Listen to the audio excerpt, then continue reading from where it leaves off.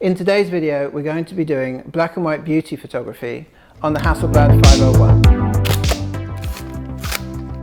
We're going to be putting together a beauty story based on the 1950s, 1960s Hollywood glamour, and we're going to be using Tmax 100 ASA film. We're going to use a very simple lighting setup using a strong 3/4 back key, which would be this light here, and we're going to play with the difference by filling it out with this china ball over here.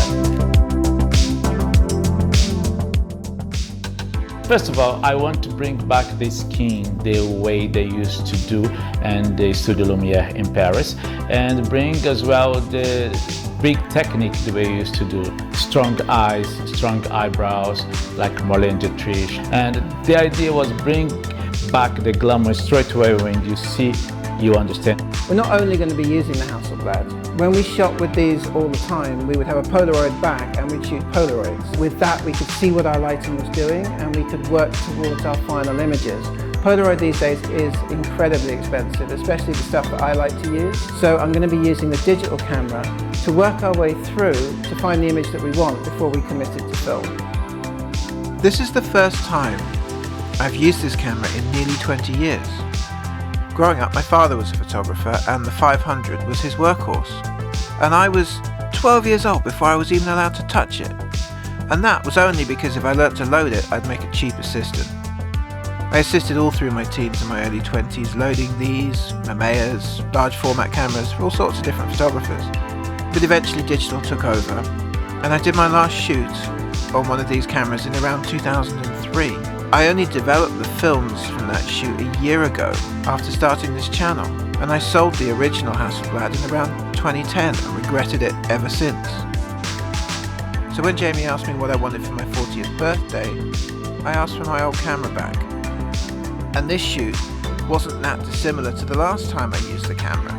The immediacy and the economy of digital really negates the difference in quality, look and feel you get from medium formats. Because everyone wants everything right now.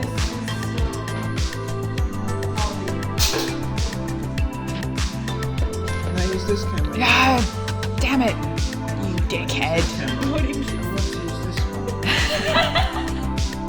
Just FYI. Doing this.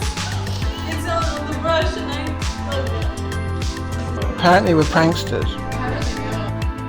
So really, the look and the drama and the feel of film, that's just for me.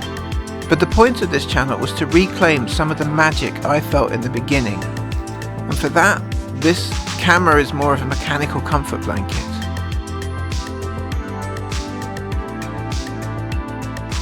Using it though was fantastic. It was like riding a bike. It's like I'd used it yesterday. But when I show it to people, they're like, so how do you know when you're in focus? There's no peaking. And all you can say is what the old boys told me. Look at the eyes and the lips.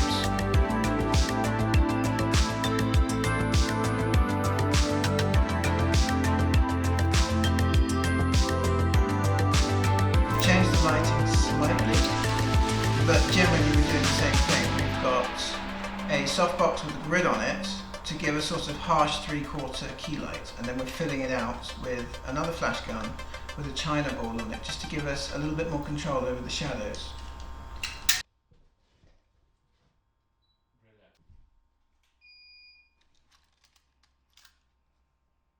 So that was the last roll. It's time to head back and see what they come out like. Well, I think it went well because the model was amazing, as you see, guys. She gave me what I was looking for, and I think this is very important for makeup artists. And at the end, you get the result. I think you're gonna get this film noir diva in this video.